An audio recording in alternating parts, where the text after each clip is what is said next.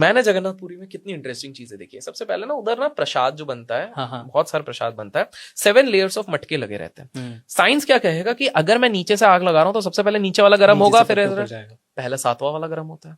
ध्वज के बारे में आपने सुना होगा, हवा एक तरफ चलती है, ध्वज इनका अलग चलता है। दूसरी चीज ये।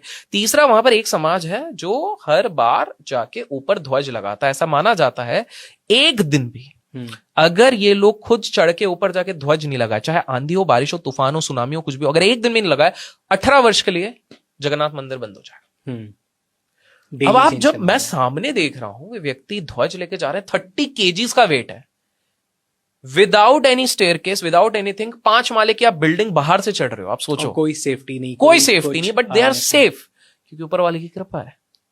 और ये इतने सालों से चल रहा है, ऑलमोस्ट 700-800 साल की प्रथा है। अनदर थिंग, जगन्नाथपुरी की अगर बात करिए तो थोड़ा सा आगे अपन चलते हैं। जगन्नाथपुरी में कहा जाता है रथ यात्रा यहां से शुरू होती है, सबसे भव्य यहीं पर होती है, लेकिन लोगों को यही नहीं पता कि सबसे भव्य शुरुआत होती है लिंगराज टेम्पल से, कि जो कि भुवनेश्वर में है। ओह, ये मेरे को भी नहीं पता था।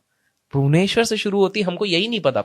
सबसे इंटरेस्टिंग बताता हूं, मैं अपने ब्रदर्स के साथ गया जब लिंगराज, तो लिंगराज टेम्पल के अंदर आपको कैमरास अलाउड नहीं है, फोन अलाउड नहीं है। ओके। अब ईश्वर की कृपा रहती है हम पे, कभी कभी अंदर के पंडित जी हमको पहचान गए। लोग थोड़े ऐसे हो गए थे, फोटो नहीं खींच पा रहे थे क्योंकि कैमरा भी नहीं है, फोन भी नहीं है, बट ठीक है, लोगों का अलग है जी। सो उनसे हमें काफी इंटरेस्टिंग चीज पता लगी, जैसे बड़ा इंटरेस्टिंग है।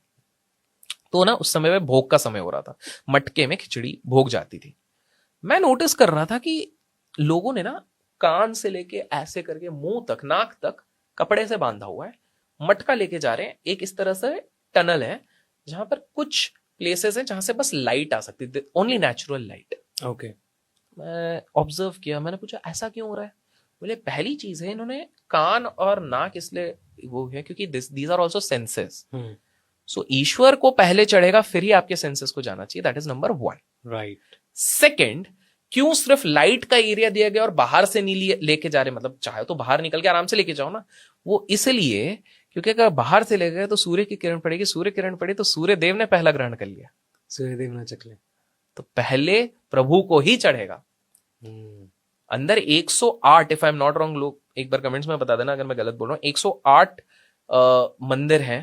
कहा जाता है सारे ज्योतिर्लिंग, सारे शिव जी के प्रोमिनेंट छोटे छोटे छोटे सारे उसी के अंदर है मंदिर। दूसरी बात है कि जो उनका हाईएस्ट टावर है, वहां से पूरा भुवनेश्वर दिखता है। काफी कथाएं हैं मेरे को, जैसे पंडित जी ने कुछ कुछ चीजें बताई। जैसे उनने बताया था कि एक बार माता पार्वती सती अपने हस्बैंड को ढूंढते ढूंढते आई थी, और शिव जी एक शिवलिंग के रूप में थे, और उधर एक गाय का बछड़ा या गाय था, वो